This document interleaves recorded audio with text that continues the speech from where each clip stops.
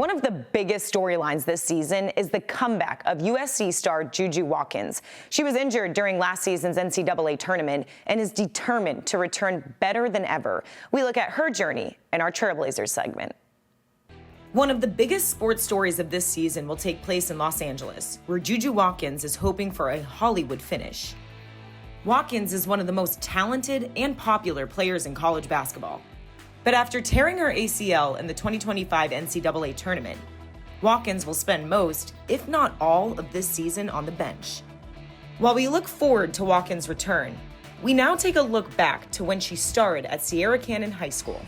Watkins was one of the best players from the class of 2023. I think they probably say like my ability to score and, just to get to the basket and basically nobody can guard me. But I think that's just something that I work on and to hear that feedback back is, it's satisfying for me, but I just know I got to keep working.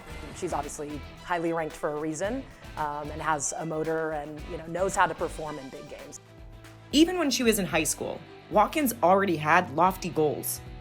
She has a motor, she has a work ethic. The story with that is she was at USA Basketball, so she missed a couple of days when we first started school.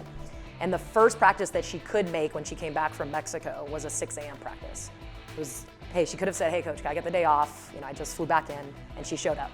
And so I think that's, in a really small story, really explains who Juju Watkins is, right? She wants to jump in, she's ready to work hard, and that's what a top player in the country looks like. Yeah, I think the ultimate goal is to win.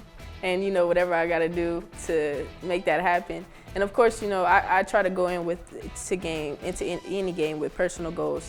And maybe if that's like 20 points, 10 assists, 10 rebounds. But ultimately, it just boils down to whatever it takes to win. And hopefully, we will see more from Watkins in a very short time.